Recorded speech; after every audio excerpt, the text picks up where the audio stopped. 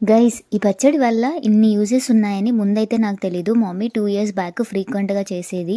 పొలం దగ్గరికెళ్ళినప్పుడు తెచ్చేదనమాట. ఇవి ఎక్కడ పడితే అక్కడ ఉంటాయి. అండ్ రీసెంట్‌గా ఒక యూట్యూబ్ ఛానల్‌లో చూసాను. దీనివల్ల మోకాళ్ళ నొప్పులు తగ్గుతాయని చెప్పి అండ్ ఆల్సో ఏదైనా వాతం ఉన్నా తగ్గుతాదని అన్నారు. సో, మా మమ్మీకి మేము కూడా ఒక చెట్టు నాటుకున్నాం. చాలా పెద్దగా అయింది. అవన్నీ పీక్కొనొచ్చి మా మమ్మీనే క్లీన్ చేసింది. క్లీనింగ్ ప్రాసెస్ అయితే చాలా పెద్దదే.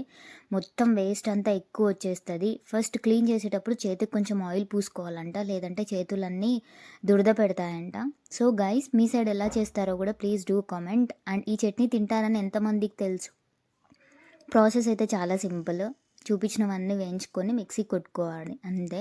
చింతపండు యాడ్ చేసుకోవాలి టేస్ట్ కోసం. అండ్ ప్రాసెస్ అయితే చాలా సింపుల్.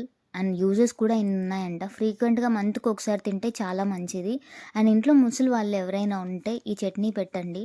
అండ్ కారం, ఉప్పు తగ్గించి పెట్టండి ఒకవేళ బీపీ పేషెంట్స్ ఉంటే. అండ్ వేడి వేడి అన్నంలోకి తింటూ ఉంటే చట్నీలో చింతపండు అండ్ ఆల్సో ఆ నల్లేరు టేస్ట్ ఒక డిఫరెంట్‌గా ఉంది. చాలా బాగుంది చట్నీ మాత్రం.